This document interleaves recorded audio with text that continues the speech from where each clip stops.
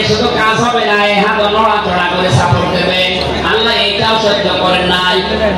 নবীজির বিরুদ্ধে যারা অবস্থান নিয়েছে, যে যতটুকু তার সাথে যারা সাহায্য ছিল, সহযোগিতা ছিল, আল্লাহ তাদেরকে ধ্বংস করে দিয়েছে। এই 15.5 বছরে আল্লাহ নবীর আদর্শকে, তার শিক্ষাকে, শিক্ষা ব্যবস্থা থেকে ডাইরেক্ট ডান হাতের মতো, অনেকে বাম হাতের মতো বেছন্দ বোঝা দিয়ে নাড়াচাড়া করে উল্টিয়ে ফেলেছিলেন। কথা বলে না কেন?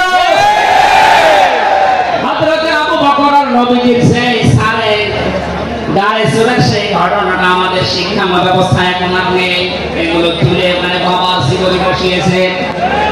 সুতরাং নবীজিকে যারা আঘাত দিয়ে শিক্ষা ব্যবস্থা থেকে 96% মুসলমানের এই দেশে নবীর আদর্শ বাদ দিয়ে অন্য কাউকে যারা বসাতে চেয়েছিলেন, যারা ডাইরেক্ট এগুলো করেছিলেন, যেগুলো মন্ত্রণালয়ের দায়িত্বে ছিল, বাম হাত দিয়ে যারা পেছন্দ বাজা দিয়ে নাড়াচাড়া দিয়েছেন, উপদেষ্টা মন্ডলের ব্যক্তিগত আছে, তারা সমকামিতা পাচ্ছে। পাঠ্যপুস্তকে যে পরিবর্তনের চেষ্টা আছে, 96% মুসলমান কিন্তু ঘুমিয়ে যায়নি, এরা এখনো জেগে আছে। আমাদের জামাত কুষ্টিয়া সেদিন ঘোষণা দিয়েছে, দেশের মুসলমানের এখন আর 5 তারিখের আগের মতো ঘুমিয়ে নেই, সব সজাগ আছি আমরা।